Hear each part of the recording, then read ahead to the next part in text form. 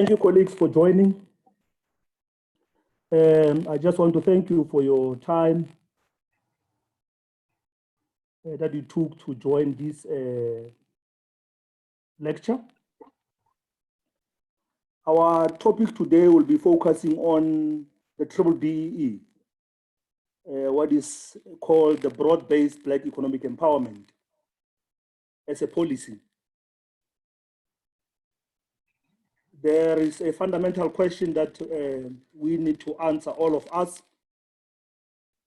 And one of that question is that, is BEE assisting us in terms of radical socio-economic transformation, or is it an impediment? Is BEE an enabling tool for us to transform our society, or is it an impediment of radical socio-economic transformation? But before I can continue, let me declare that I am speaking in my personal capacity. I'm not representing any organizations that I'm related to in one way or the other. So the presentation I'm giving today is in my personal capacity. I've prepared some slides. For some of you who will need these slides, please drop your email on the chat box so that after this presentation, I can give you the slides. I can email you the slides.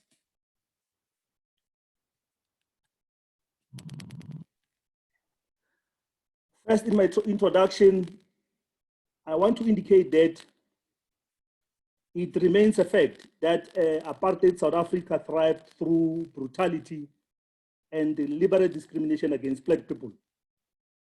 And that brutality was to advance white supremacy and white privilege. The system of apartheid was declared a crime against humanity by the United Nations. So that's a fact. Secondly, in spirit of reconciliation, the beneficiary of that system, that brutal system, were not requested to bring all their benefits accumulated through that system in 1994. So it was through the spirit of reconciliation to say, even if they benefited from that system, let's not request them to bring all their benefits back. It's also a fact that in the 26 years of democracy, the income earnings in South Africa is still highly racialized.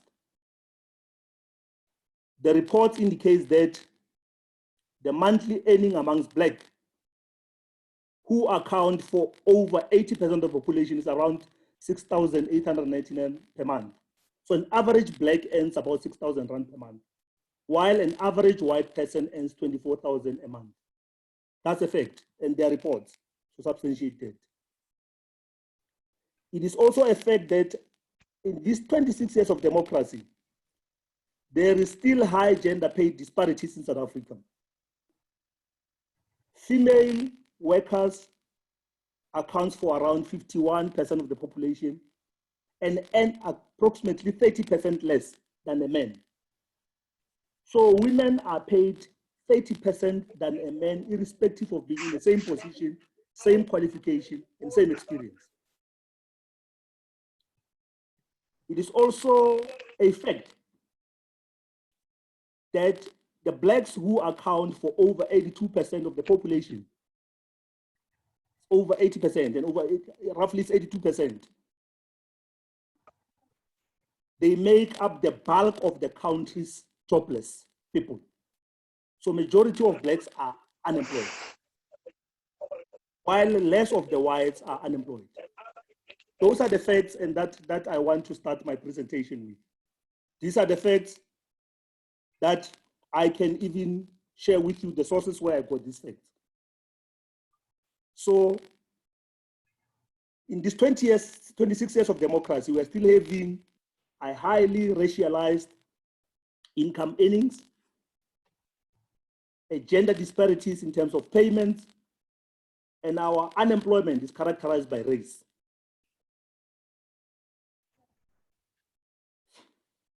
If you look at the South Africa's report, the 2019 report, it indicates that the blacks forms 92.1% of the population.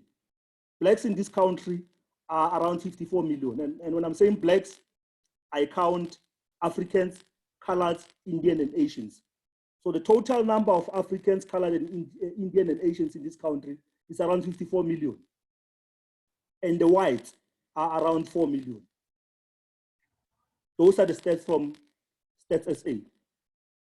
The female population in our country is about 51%. So out of the 58 million people in this country, 30 million of those are females. And the female population constitute 92%. So out of the 30 million females in this country, 27 million of those females are black. And I said black, I mean Africans, Coloreds, Indian, and Asians.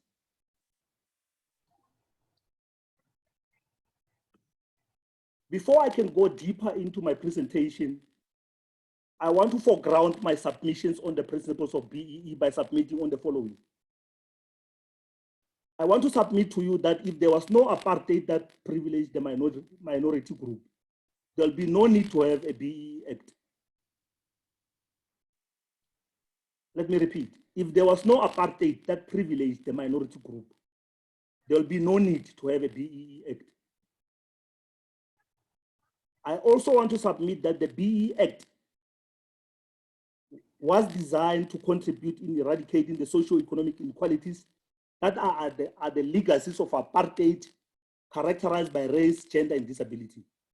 So the BEE Act was designed as a tool to eradicate the socio-economic inequalities created by apartheid. I also want to submit that the BEE Act endeavors to level the playing field and eradicate the two nations in one country and build one nation, one country. The reason I'm saying two nations in one country is that we've got the nations of the rich and the nations of the poor, but they're all living in one country. So the BEE Act endeavors to level the playing field and create one nation, one country. If you look at the objective of the BEE Act, the DTI says that the BEE Act is to promote the achievement of the constitutional right to equality, increase broad-based and effective participation of Black people in the economy, and promote a higher growth rate, increased employment, and more equitable income distribution. Remember, I said the Black means Africans, Colored, Indian, and Asians. So the BEE Act's objective is to promote equality and increase broad-based and effective participation of Black people in the economy. Lastly, I want to indicate that the BEE Act on itself is guided by various legislative frameworks. And within the BEE, you get various elements in scorecard. And therefore, when we analyze the BEE Act, we should also analyze those legislative frameworks that are guiding the BEE, and also all the elements of the scorecard, which in the main are the ownership element, management control element, skills development element, preferential procurement, enterprise and supply development element, and socio-economic development. I've heard from certain quarters when they analyze BEE, their main focus remain on ownership element. And no one talks about management control, skills development, preferential procurement, enterprise and supply development, and socio-economic development. So I want to argue that any analysis of BEE that focuses only on ownership is a narrow analysis, because the analysis should be broad to include all the elements of the BEE. But also the analysis should take into consideration all legislative frameworks guiding the BEE. I'll go to the legislative frameworks that are guiding the BEE. These are the legislative frameworks that are guiding the BEE Act. We've got the constitution of our country that was adopted in 1996. We've got the Employment Equity Act. We've got the Skills Development Act, the Public Finance Management Act, the Skills Development Levy Act, and the Preferential Procurement Policy Framework Act. These are the key legislative frameworks that are guiding the B-BBEE Act. So the B-BBEE Act was enacted on the principles that are from all these acts that I've stated, or all these legislative frameworks that I've cited. The Preferential Procurement Policy Framework, the Skills Development Levy, the Public Finance Management Act, the Skills Development Act, the Employment Equity Act, and the Constitution. Let's go to the Constitution first. If you look at the preamble of our Constitution, it states that we, the people of South Africa, recognizes the injustice of the past. So all South Africans, the citizens of our country, recognizes the injustices of the past. The citizens of our country, black, white, young, old, female, male, all of them recognizes the injustices of the past. I want to also argue that the past, as we know, had the unjust laws that were discriminatory and result in many of South Africans being economically marginalized. So the apartheid laws, they were discriminated against the Africans. And that has caused many South Africans to be economically marginalized. It is not the act of nature that currently majority of South Africans are economically marginalized. No, it was not, it's not an act of nature. It was well thought system to marginalize majority of South Africans. Section 7, subsection 1 of the Constitution talks about the rights of all people in our country and affirm that the democratic values of human dignity, equality, and freedom. So if you look at section 7, it talks about the values of human dignity, equality, and freedom.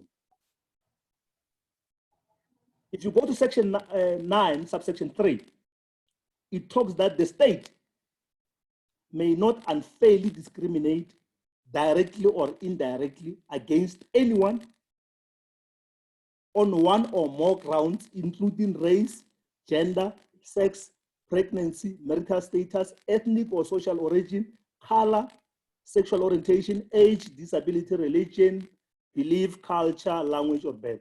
So the state may not unfairly discriminate directly or indirectly. But one can even come and say, then the state is allowed to fairly discriminate in order to redress the imbalances of the past. The state can fairly discriminate to redress.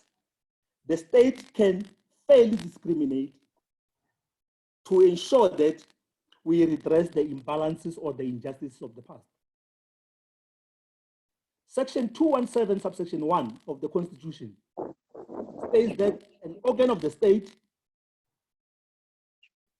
or any institution identified in national legislation contracts for goods or services, it must do so when it's contracting goods or services, it must do so in accordance with a system which is fair, equitable, transparent, competitive, and cost-effective. So when the state procures services, they must do so within a system which is fair, equitable, transparent, competitive, and cost-effective. This portion of the Constitution, you will find it in the PFA that I spoke about. The PFA is the Preferential Procurement Policy Framework Act. That's section of the Constitution 217. You will find it in that act. The other act that guides B-BBEE is Employment Equity Act. The Employment Equity Act promotes elimination of unfair discrimination and ensures that the implementation of employment equity redress, and also ensure there is a diverse workforce broadly representing the people of South Africa, and promote economic development and efficiency in the workforce. So the Act promotes elimination of unfair discrimination. I can even say here, through the Act, one can fairly discriminate with an aim of ensuring employment equity redress. You can fairly discriminate. Through this Act, there must be a redress in terms of representation in the executive, senior management, middle management, junior management, in terms of race, gender, and also there must be representation in terms of the persons with disabilities. So this is an act that also guides the BBEE. Let's look at the Employment Equity Report of 2019. This report comes from the Commission for Employment Equity. If you look at this report, it indicates that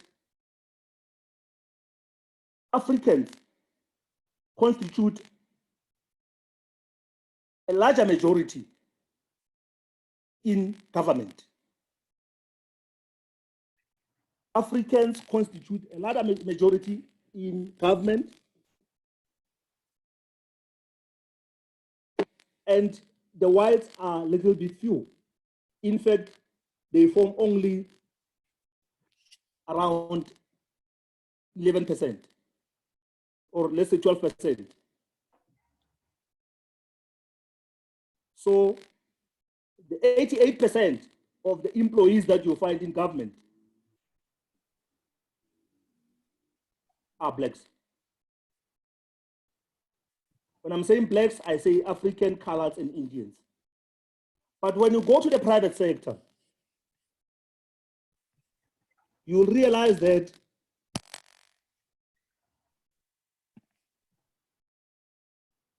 69.6, or on a round off, we say 70% of the employees in the private sector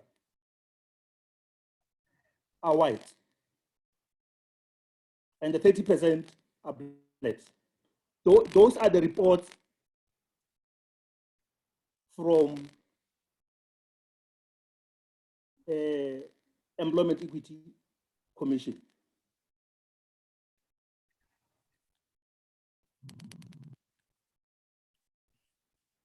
If you look at the same report, when they're talking about the top management in government and the private sector, the males are dominating. The males of all races are dominating in the government and in private sector in terms of employment. If you go to the private sector, 67% of the top management in the government are males, and 77% in the private sectors are males. So women constitute a lesser percentage in terms of the top management in government and in the private sector. If you look at this slide, it gives you a picture of various economic sectors in the country. If you look in agriculture, the top management in agriculture are white males at 72%. In agriculture, white males with 72%, and females, the white females also are more in the agricultural sector with 13%. If you look at mining, 54% of white males are in the top management, and 7.8 white females are in the top management. So in all these sectors that you see here, majority of these sectors, except catering, accommodation, transport, and community services. All other sectors are led by white males in the top management. If we look at the senior management in government, whites constitute 16% in government. The other race, Africans, are more within government. If you look at the private sector, 60% of their senior management are white in the private sector. If you look at the senior management in terms of gender, males are still dominating in the senior management of government and private sector, and the females are still less.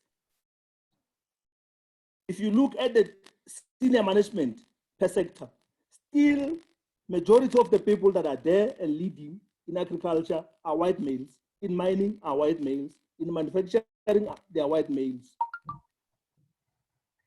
within the senior management. So when you look at when you analyze the report from the Commission for Employment Equity, one comes to a conclusion that blacks are not participating a lot in the private sector. Blacks are within government, and government by its own nature it provides services, while private sector generates income or generates resources. So the real sectors that are driving the economy, blacks are not within their top management and senior management.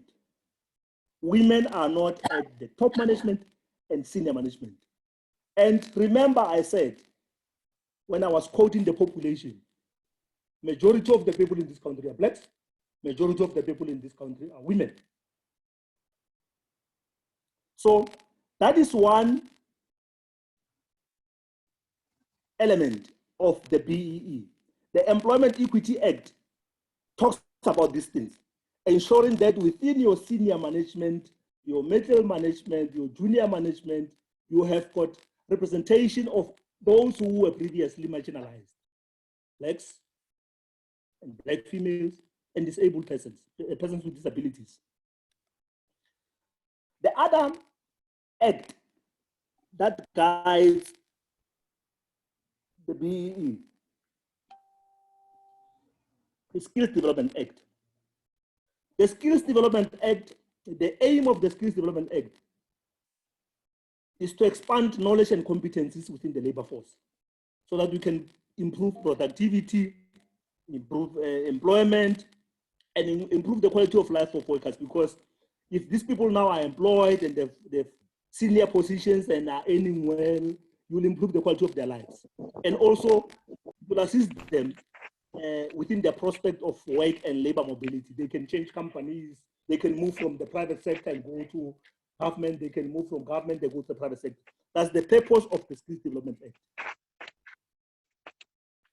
The Skills Development Act is at the heart of employment equity. You can't expect changes within the employment equity if you're not driving skills development. You can't expect changes in all those sectors that we have seen, the top management, the senior management, if you're not taking efforts to drive skills development. In other political parties, they call it skills revolution, skills revolution. There is also an act called Skills Development Levy. The Skills Development Levy regulates compulsory levy scheme from employers. The employers are contributing towards this levy scheme to fund the education and training in businesses with various sectors. For instance, all the SETAs gets their monies from the money that is being put in by companies through the Skills Development Levy. This money is allocated to the SETAs so that they can continue running training programs.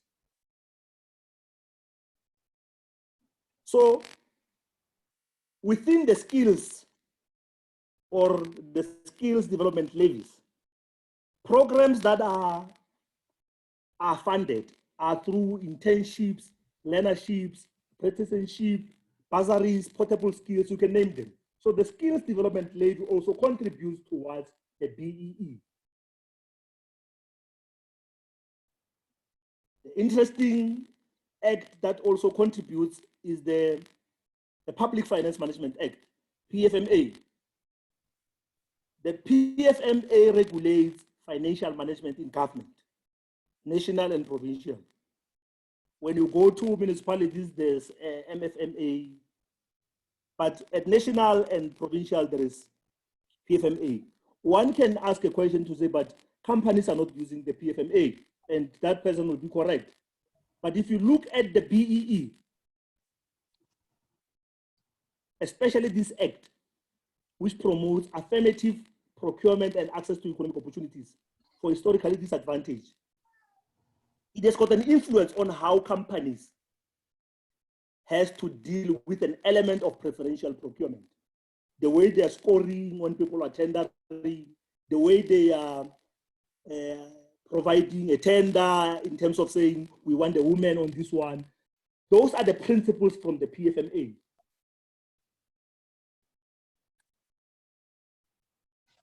But also there is Preferential Procurement Policy Framework Act that has been influenced by the PFMA. It encouraged government to procure from small enterprises through subcontracting if a tender is set above the 30 million threshold.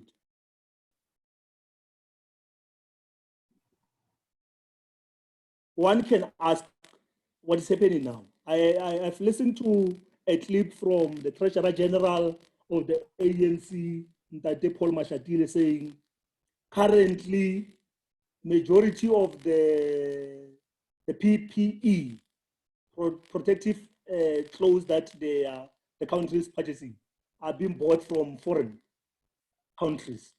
So the 70% of the gloves, the masks, the whatever, we're getting them from foreign countries. And obviously, therefore, it's not assisting our small enterprises in the country, but that's a debate for another day. But let's go back to the point that I wanted to raise today. I've given you the background of all the legislation, the stats around the population, as a foundation to our debate today on whether the BEE is an impediment to radical socio-economic transformation or is an enabling tool. I gave you that background so that you can understand the legislative framework that are guiding the BEE. I gave you the information so that you can know the population of the country. Then you can now go to the BEE. But let's first go to the resolution of the ANC on BEE. In the reason I'm saying let's go to the ANC is because it's the governing party. In the 54th National Conference held at Nasrec, the ANC resolved on strengthening the BEE, the triple BEE. And the resolution states that state procurement should be used as an empowerment lever. The triple PFA should be significantly amended to fully realize all objectives set out in section 217 of the Constitution. I've read that section in the beginning when I was talking about the Constitution. There must be set aside to promote Black businesses. Government should intensify the use of state concession as a policy tool for economic development and transformation, including in minerals, petroleum, fishing, spectrum, land, water, energy, etc.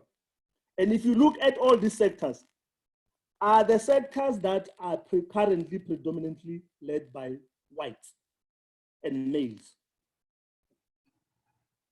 Also, the ANC resolved on the BEE by saying a worker empowerment component should be introduced in the policy framework to massify share ownership amongst workers and to provide for worker representatives sitting in the boards of companies.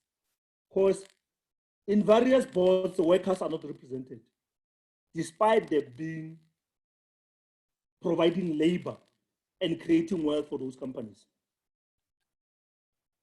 But let's go on to the classification of entities as per BEE. There are 4 classifications in BEE. 1, those are startup enterprises. They are enterprises that have been in operation for less than a year. There is accepted micro enterprises, EMEs. These are entities that generate between less than 10 million rand a year. There are qualifying small enterprises. These are enterprises that generate between 10 and 50 million rand a year. And they are large enterprises. These are entities that generate an annual turnover of about 50 million rand. So in BEE, we've got 4 classifications: startup enterprises, EMEs, QSEs, and large enterprises. What is the current state in terms of the report from the BEE Commission? If you look at the board representation of the JSE listed companies, blacks only form 30% of the board representation. At the board level, 30% are blacks, 62% are white, and foreign nationals. So when you look at the companies that are listed within JSE at the board level, 30% of that, of their boards, 38% are blacks and 62% are white. And every time when you see these stats, go back to the Stats SA report on the population of the country to say, what is the population of this country for us to have 38% of blacks being in boards and 62% of whites, while in terms of the population of the country, we've got about 82% of this population being blacks. When you look at the black ownership in these large entities, in agricultural sector,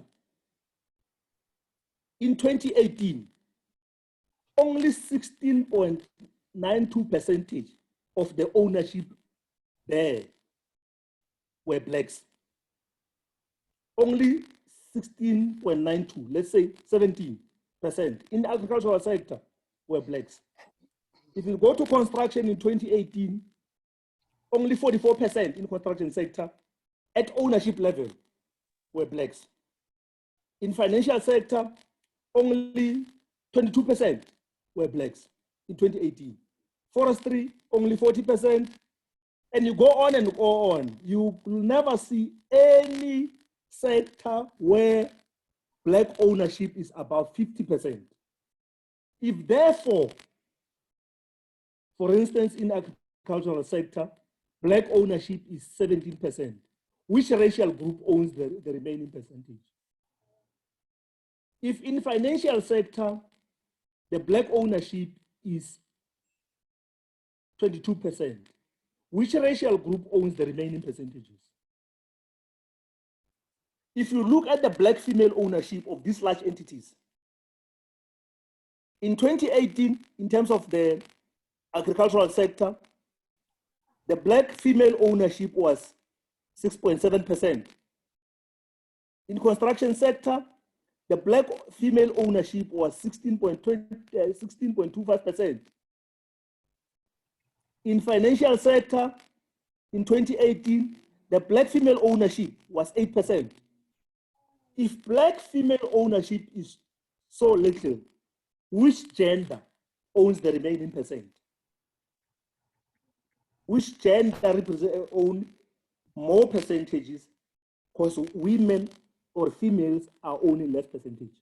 When you go to black ownership, if blacks owns less percentage, which racial groups owns more percentages? And this is on large entities. And this report comes from the BEE Commission. If you look at mining, and you look at the report from the Mineral Council, and they provided that report looking at the mining charter, 2014. When you look at ownership, the target there, the BEE target there was 26%. So the mines were supposed to have at least 26% of their ownership being to blacks, at least 26%. So if the target was 26%, who has the 74%? If the target for blacks was 26%, who has the 74%? If you look at procurement on capital goods, the percentage there was 40% target for black-owned businesses. If the percentage is 40%, who has a luxury of this 60%? When you go to employment equity, at the board level there, a target was 40%, and you can continue asking yourself questions to say, if this target is 40, then who has a luxury of the remaining percentages? Let's look at the average score achieved on management control. Management control in the BEE, it talks about top management, people in the senior management, the executive directors, and the middle managers. If you look at the agri sector, the average score achieved is 27%. But when you look at this slide, always bear in mind that each and every sector has got its own target. So, for instance, when they say tourism sector has got 50%, a question should be,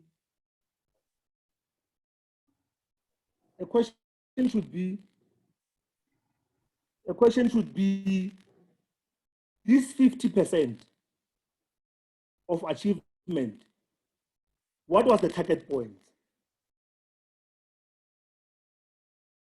What was the target point? Every time, every sector has got its own targeted point. So if they say they've achieved 50%, one has to check whether the target points were around 50%.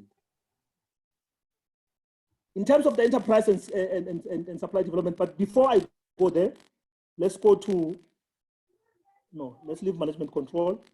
Let's go to enterprise and supply development. If you look at construction sector, in enterprise and supply development, they said no, they've achieved 91.24% of the targeted points. So you can only analyze that if you know the targeted points.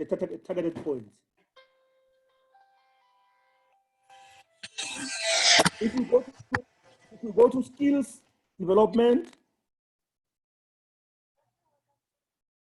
you look at the achieved scores.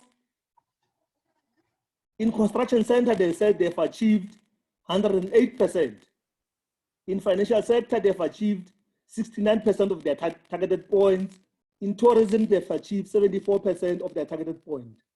Let's conclude that indeed they've achieved these points in skills development. And remember, I said skill development is about internships, bursaries, presidentship, portable skills, you name them. Where are these people in terms of employment equity report? Why are we not finding them there in the report that is being produced by Commission for Employment Equity? Were these people just being skilled and be left there, or were they absorbed into the system? Because skilling people and not absorbing them into various systems is just by ticking the box. So there's no link between the skills development achievements of these sectors and also the report from Commission for Employment Equity in terms of the management of various economic sectors. You still remember that in that report, majority are still managed by white males. But if this in BEE, we have achieved these scores, where are those blacks then to take over those positions in the longer run? Let's go to what is being defined as radical socio-economic transformation. Remember, today we are looking at the BEE, whether it assists us in achieving radical socio-economic transformation or whether it's just an impediment. MEC Lebogammaile in 2018 said, radical socio-economic transformation is about economic inclusiveness, historical redress, redistribution of income, wealth, and asset redistribution. I like the part of historical redress. The historical redress that is being mentioned here is linked to my introduction where I said the apartheid laws, the apartheid unjust laws marginalized majority of South Africans. Therefore, there has to be a redress. So in his definition, MEC Lebogang Maile speak about historical redress.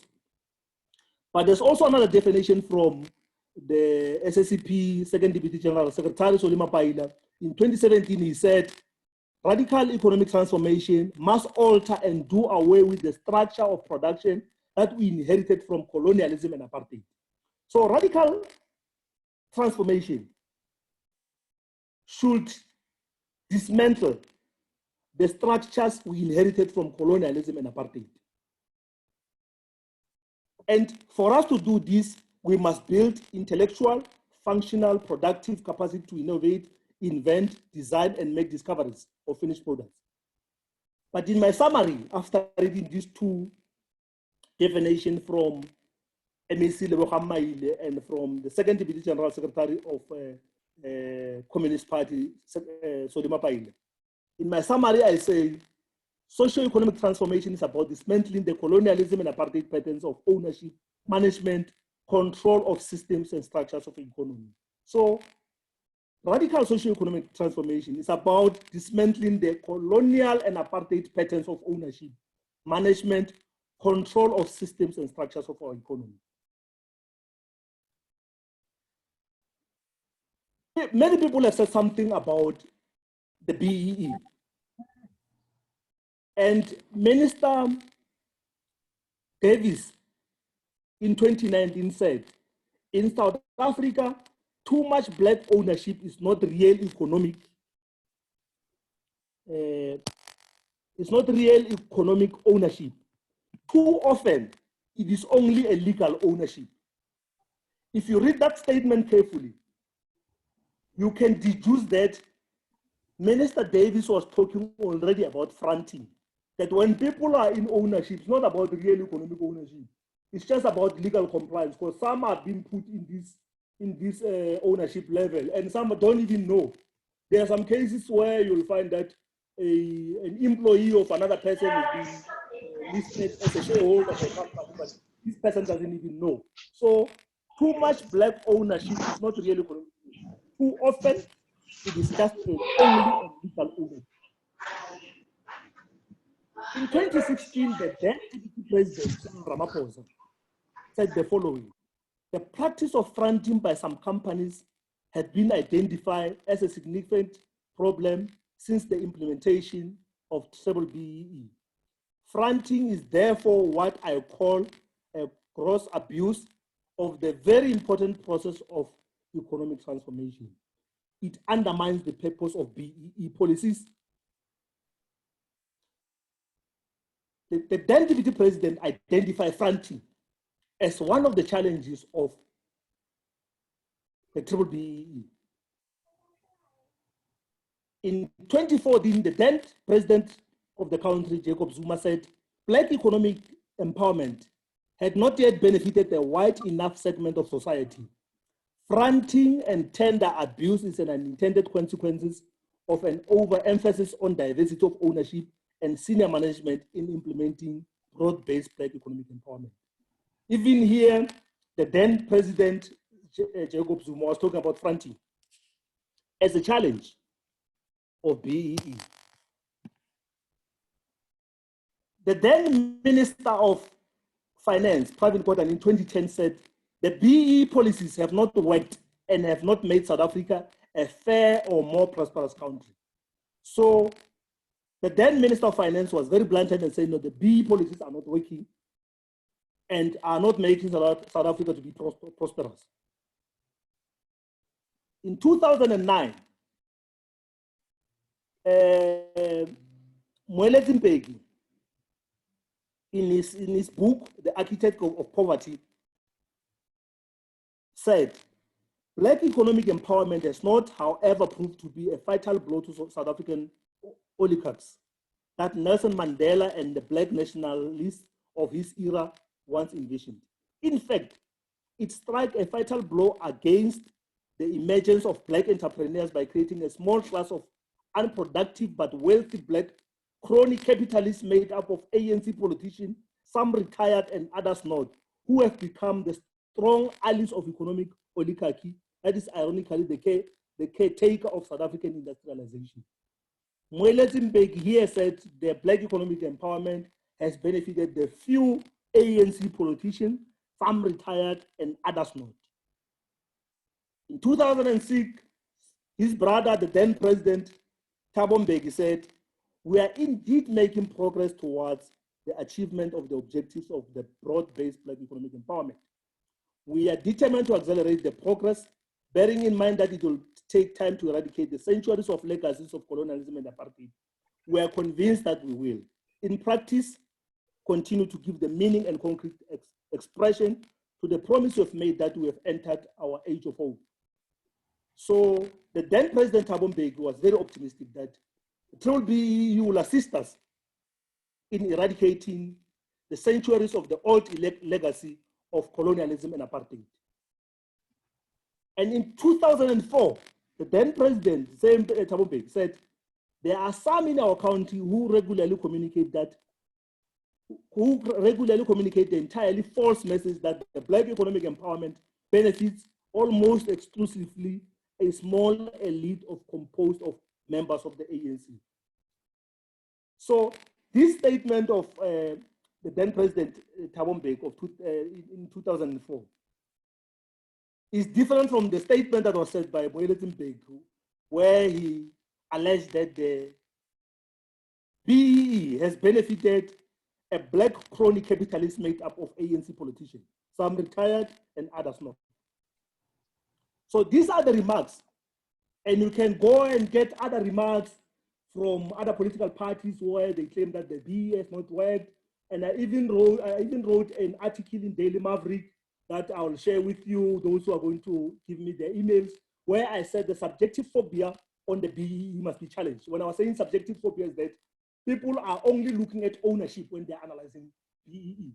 They are not looking at all elements. But today we looked at the element of ownership, the element of management control, where it talks about employment equity.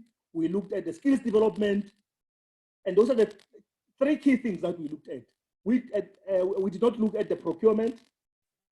We look at it a little bit, and we don't look at the socio-economic development. I'm about to conclude. In conclusion, in order to redress the socio-economic inequalities created by the post-apartheid South Africa,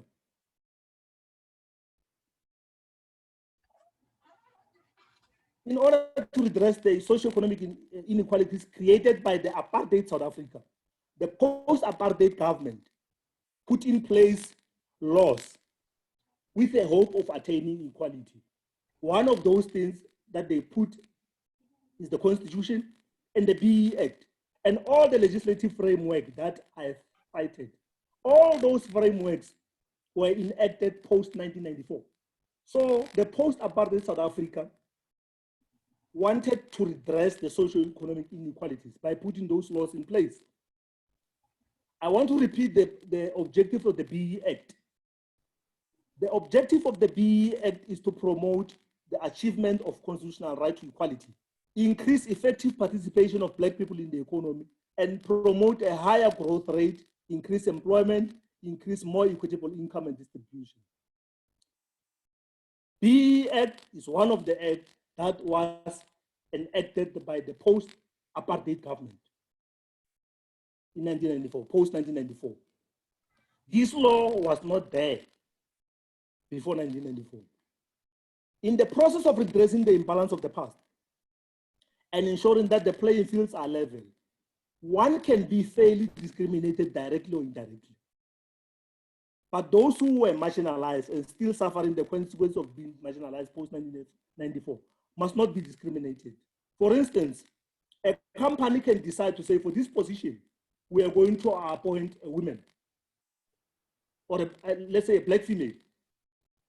Males cannot come and say we're being discriminated, even though technically they're being discriminated, but that's a fair discrimination, because the company can say we don't have females in our top management, therefore we're going to appoint the female. So that's fair discrimination. So this laws allows fair discrimination. I've looked at the issue of equality. And when I look at the meaning, I found that equality means fairness and justice, while equity means fairness and justice. That's the spelling error there. Equity means fairness and justice, whilst equality means sharing.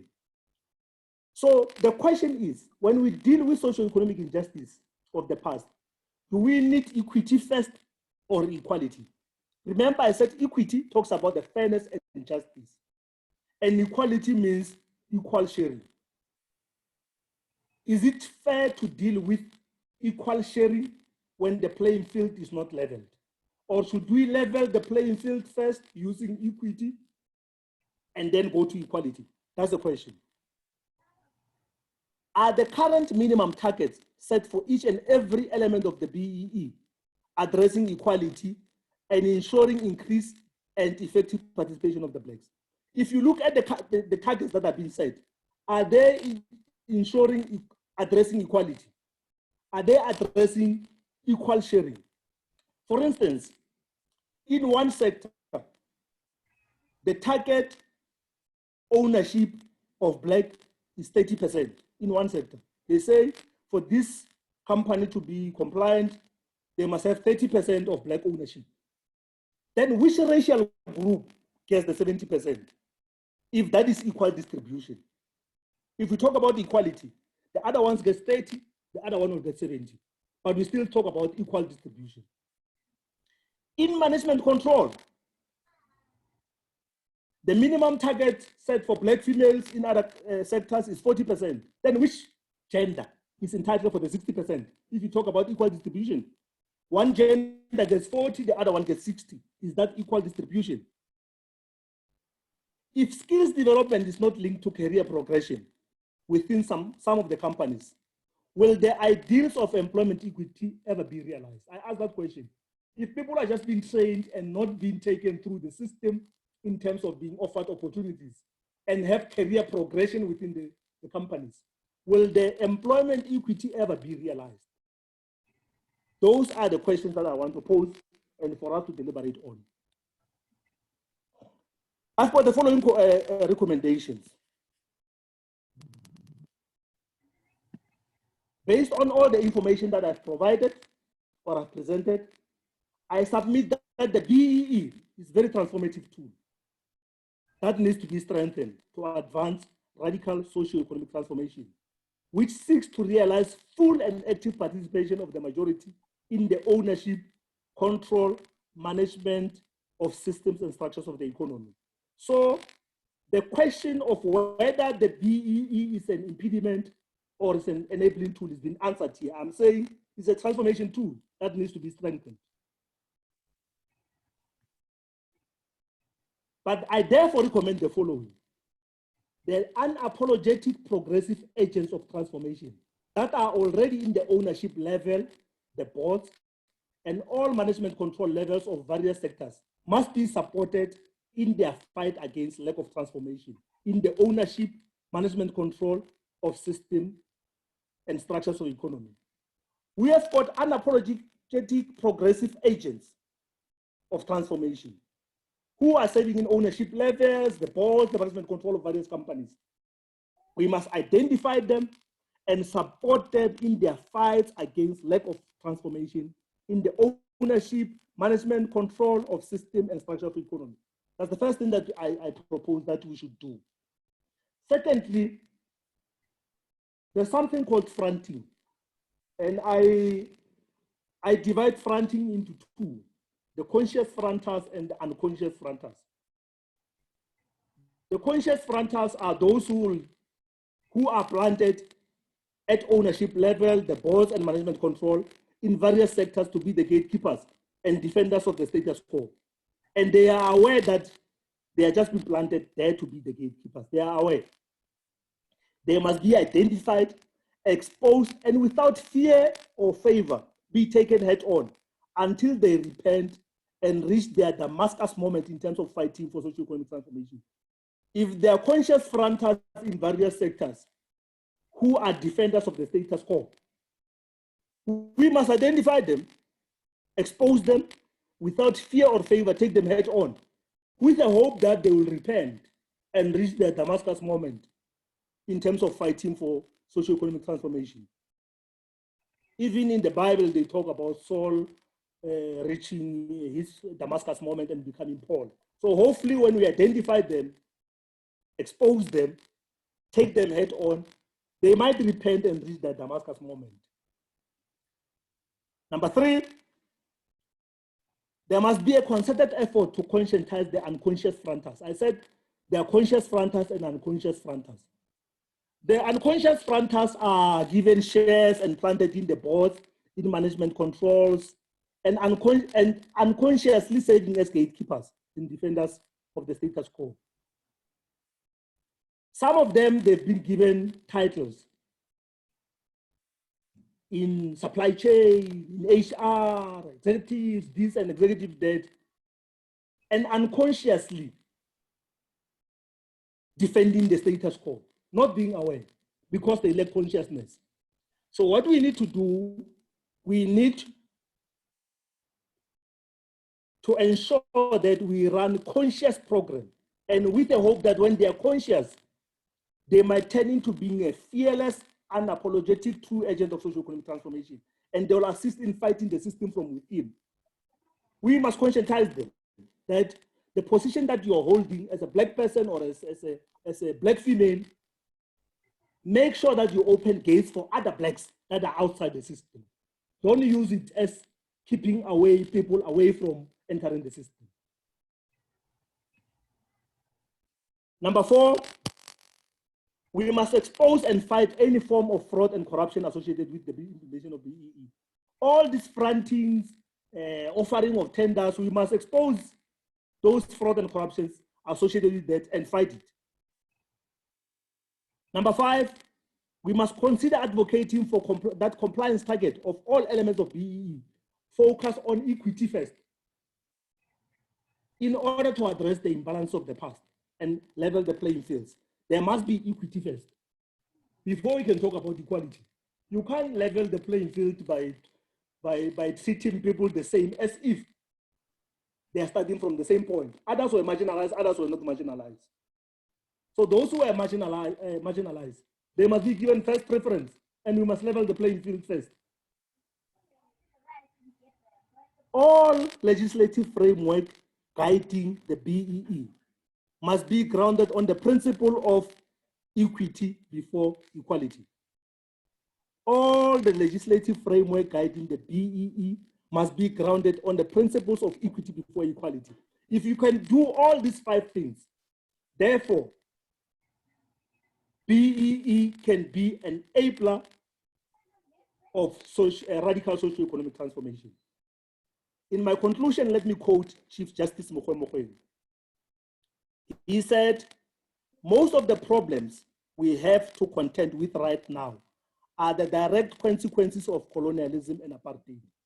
It was therefore absolutely necessary that we never stop talking about colonialism and its sister neo-colonialism and apartheid, because then you leave those who have always believed in this crime against humanity to be comfortable. If we stop talking about these things, we leave those who always believe in this crime against humanity to be comfortable. So we should not make the beneficiaries of and the believers of this crime against humanity to be comfortable. We must always talk about the legacies of colonialism and apartheid. I thank you for listening. That was my presentation. And I'm sure those who want this presentation have submitted their email addresses. Initially, I said I'm speaking in my personal capacity, but I'm also coming from an organization called the Progressive Socio-Economic Trust. It is a trust that I established, and it's a trust that is registered with the Masters of High Court to implement public benefit activities. And education is one of those things. Imparting knowledge is one of those activities. It's self-funded. I'm funding it from my own pockets and own resources. And all these activities that the Progressive Socio-Economic Investment Trust is doing is for the public benefit activities and self-funded. I thank you for listening, and I've quoted all the additional sources that I've read. If you look at this slide, they are all the sources that I've read before I could conclude this presentation. Thank you so much for listening, and I can now take questions, comments, and I'm starting my video now so that I can be visible. Thank you so much.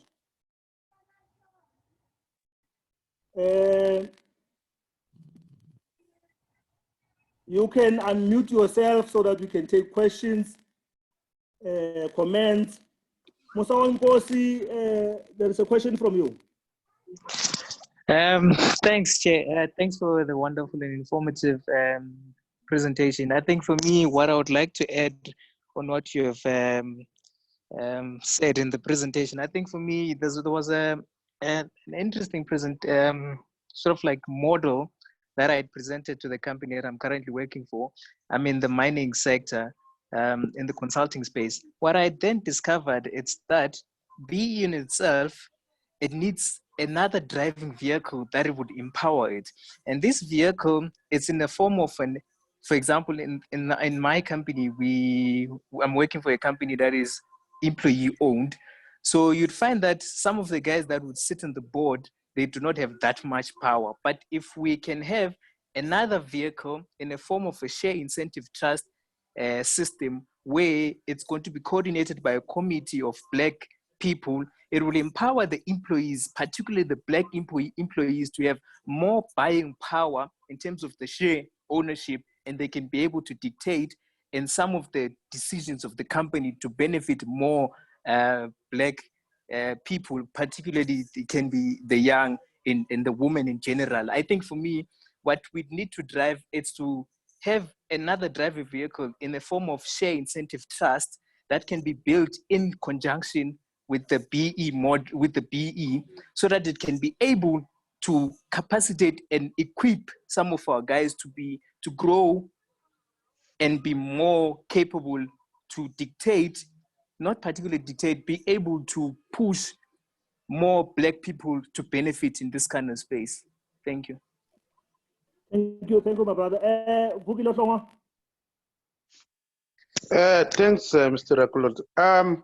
Thank you for the wonderful presentation. I think it's a good refresher for some of us. I've got a few points. One, I believe that there is no way that BE will work in a way that it was set up for the reasons, some of them that you've mentioned. I think you've mentioned some challenges, but in addition to that, I think over the past, we have allowed, I will put it in this way, we've allowed the dogs to watch over the eggs, and then with an expectation that when we come back, the eggs will still be the number we left the eggs in. So if you look at the people that are role players in the BEE and so-called verification agents and so forth, these people, they are really not working towards achieving the purpose or the goals of the BEE, but for them is to find the loopholes in the BEE framework to then protect the interest of those which I would call the anti-BEE, what you can call the capitalist or whatever term that you want to call them. But the interest of these people is to protect the interest of those who don't want the BE to survive or to meet the objectives and the purpose which it was designed for. Last point, Mr. Rakolote, is that as long as we don't make the BE the law and we make it optional for an organization to comply, because what the organizations are doing, as long as I don't need anything to do with government, it means I can choose not to comply with the BE. But as long as we start to say, look, BE is no longer optional legislation, but it is law. Therefore, every organization, whether you trade with government or not, you are obliged to comply with the BEE. Because, I mean, if you look at it, government can only procure a certain number of percentage of goods, but the biggest economic activities happen in the private sector. So we, as long as we cannot make it compulsory to dictate to the private sector to abide by the BEE legislation, I don't see BEE happening. Then the last point is that obviously the BEE have worked. This is my belief. I believe that if you look at the broader definition of BEE, the BEE have worked. But if you look at the narrow definition of BEE, which only look at the ownership, as you were saying, the BEE, obviously those people would think that BEE have not worked. And I thank you.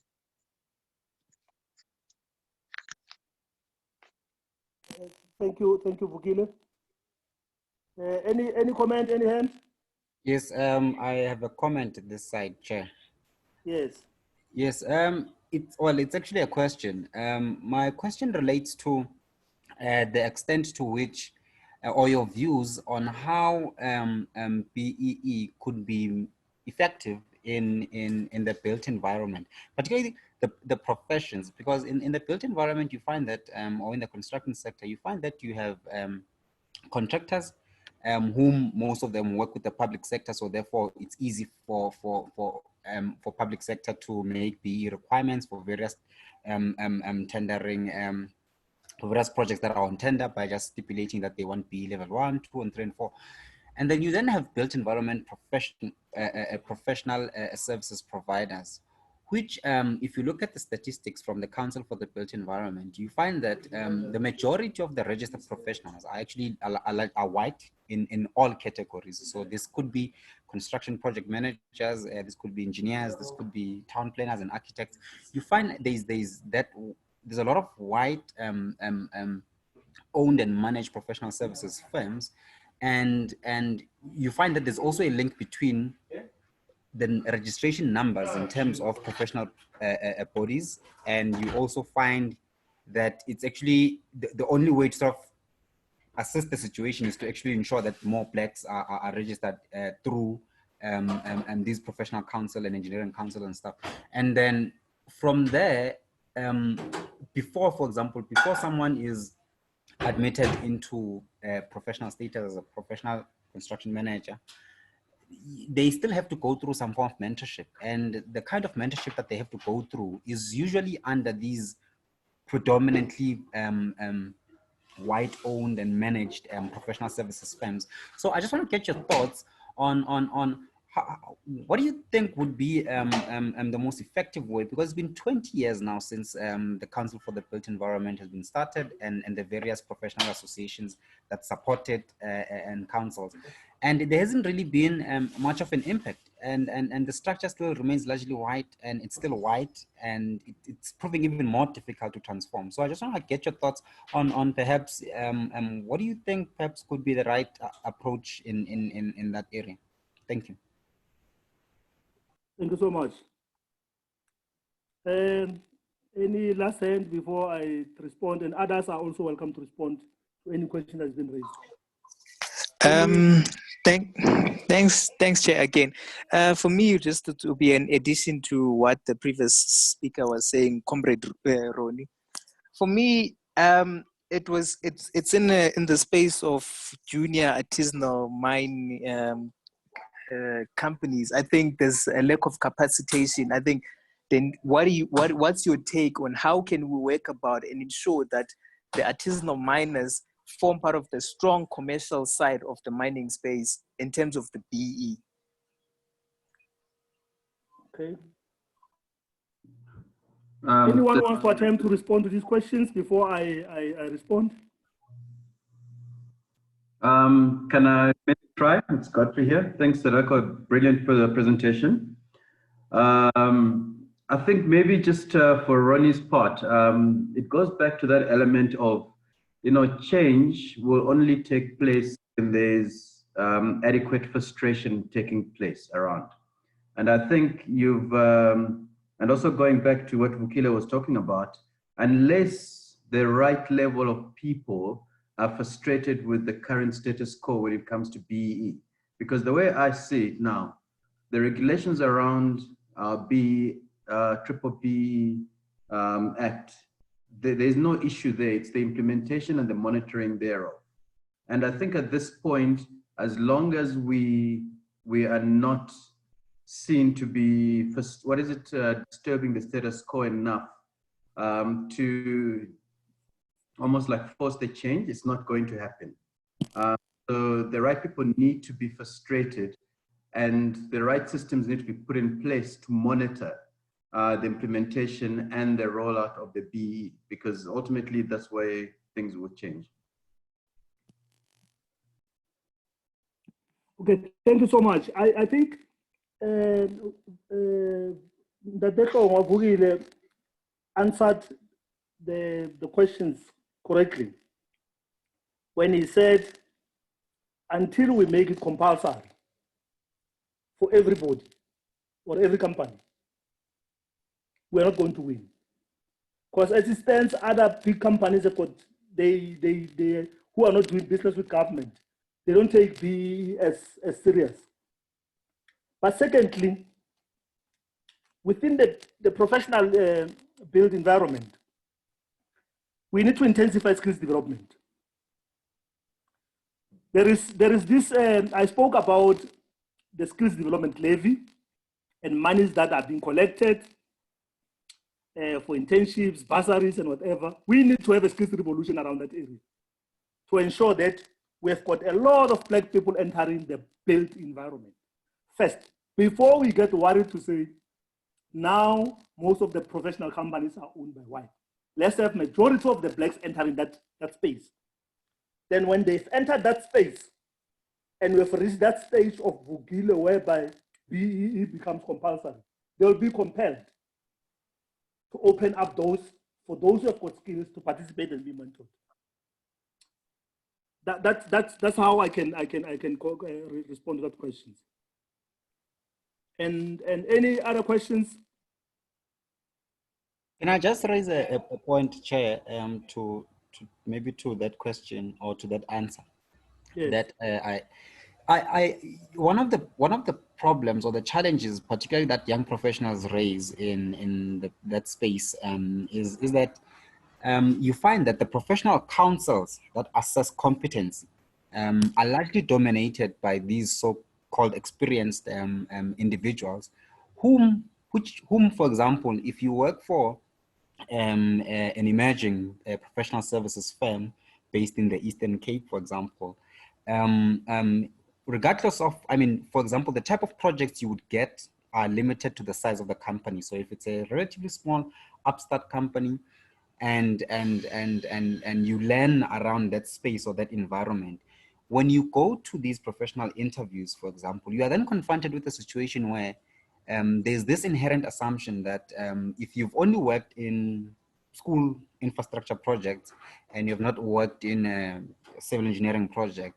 they would ask you, for example, questions that relate to those kinds of projects, which is fine and understandable from a point of professional competency. But how do you then link the requirements of professional competence and also the status of some of the firms that, for example, young professionals, particularly Black ones, find them working at?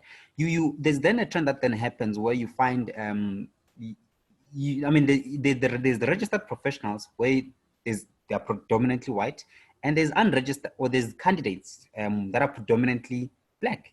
And there's a trend we're noticing of where we find young professionals that are candidates that spend almost 5 years, 6 years in the pipeline before getting to professional status. So, and they use that as an argument to say that, no, they are not ready. But at the same time, those people cannot be exposed to the same kind of projects that someone would be exposed to if they worked for Deloitte engineering consultants, something like that. So that for me seems like a bigger of a problem, because when the seaters come in, yes, fine, I understand that the seaters could advance these internships and intensify the candidacy programs to support graduates. However, there still remains a blockage in the system, and we can't really locate how to move around it, because professional competence seems to be professional competence, but In South Africa, it doesn't seem as clear-cut as it should be, because Black companies or Black professional services companies are still disadvantaged by the type of projects that they do and the work that they do. Okay. Is there anyone who wants to answer this question before I want to come in? Okay, can I take that? Okay. Ronnie, I hear you. I know that we're talking the legislation here, the BBBEE legislation. But now, in terms of the built environment, it is how the built environment is structured, unfortunately. Look, when we're talking about the scope of services for the built environment professionals, that is the knowledge areas that each and everybody needs to be exposed to. That is a standard. That is a standard that is supposed to be met. Unfortunately, the standard cannot be environment, a specific working environment. And as it is, you will find that when it comes to the knowledge area, we even see that when people go to professional interviews, there is always that challenge of people being unable to meet all the requirements simply because they have not been exposed to all knowledge areas based on where they are in organizations. We are seeing that even in government, because you would know that if it comes, for example, whether it's Department of Public Works or any department that deals with infrastructure, human settlements, there is always a struggle for candidates even to upgrade because they're doing more program management. There has been an attempt where you would find that the Department of Public Works would, for example, send their candidates to the private sector to get exposed to the knowledge areas. They do that, they upgrade, but when they go back to the department, they will still not be able to work on those other specific areas. So at the end of the day, it still does not help because now they have a skill that they've been equipped with that they cannot fully practice within the structure that or organization in which they find themselves in. So it ends up losing purpose because it's now just for purposes of passing your professional interview. You know the attempts that are there for your structured candidature programs, even through the different sectors. We've done that even with the municipalities. But I think the challenge will still remain, and the professional councils will have to find a way of going through that. But what cannot be done is to tailor make, the scope of services for a different environment, because what happens now when you leave that workplace, if it was tailored made for you to be in that place, is simply just like a driving license. If you have it, you are supposed to be able to drive anywhere, every place. So I think it's more or less what is happening with the scope of service. It's a challenge that still needs to be overcome. I'm sure it's a debate that we need to take further with your built environment professional councils, because there is definitely a distinct difference between what happens in the public sector and what happens in the private sector. Meaning in the public sector, people are having challenge of being exposed to all knowledge areas. Thank you. Thanks. Thank you. No, thank you. And Dr. Matlala, I saw your hand.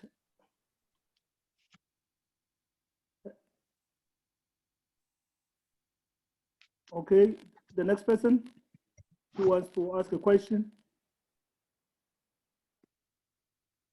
Okay, can I come in? Yes. Yeah. Thank you, Tuazi, for the presentation. This is just a general comment and some additional information in terms of what we just alluded now. Remember, in our, like, I'll speak from the built environment. We've got our built environment bodies like your EXA, your SAICE, and your SESA. I think what should have been done on the inception of the BBBEE, it should have been segmented in a way that there are milestones based on certain per time period. We say from now on we do this, we train people for doing this, and based on these skills. And also the other gray area is that post 1994, everyone else was a consulting engineer, was a contractor, irrespective of the qualifications. Remember, in some profession, you can't open a surgery if you are not a doctor. You can, but with the built environment, everyone else flooded the industry, and that as well had an impact in terms of the deliverables of the B-BBEE. I think it's about time whereby the bodies in terms of the built environment go back and review certain elements in a way that bodies like director company to be a qualified engineer, so that when this thing is enrolled, we know that it bears fruits on the ground, because currently it doesn't bear any fruit. You find that I take someone else and then it becomes a manager of a particular company, and that had an impact in terms of the whole concept, because he doesn't share the same goals as initially as planned, as per the thing. But if that can be relooked at, I think we might find that maybe we can find a solution to this one. That's my view. Thank you.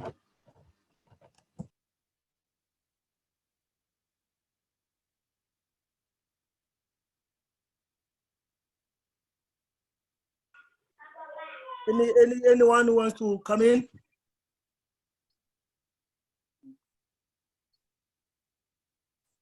Anyone wants to come in before we conclude?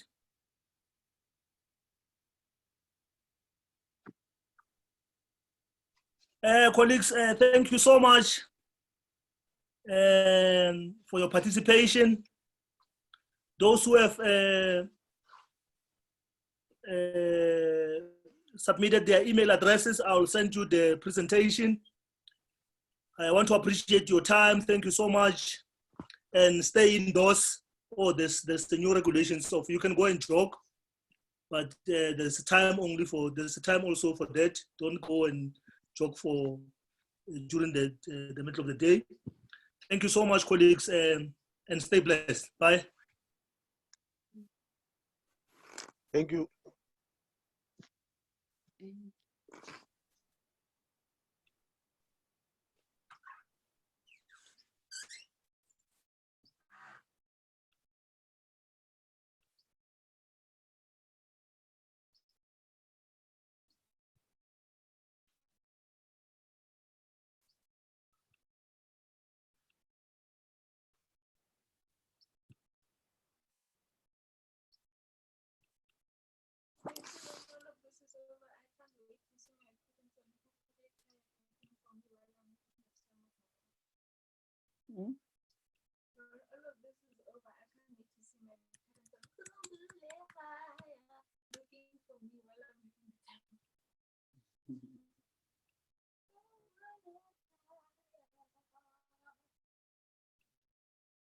This thing is clever, yeah?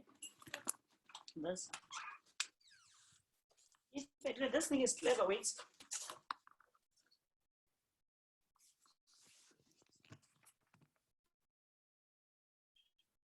See.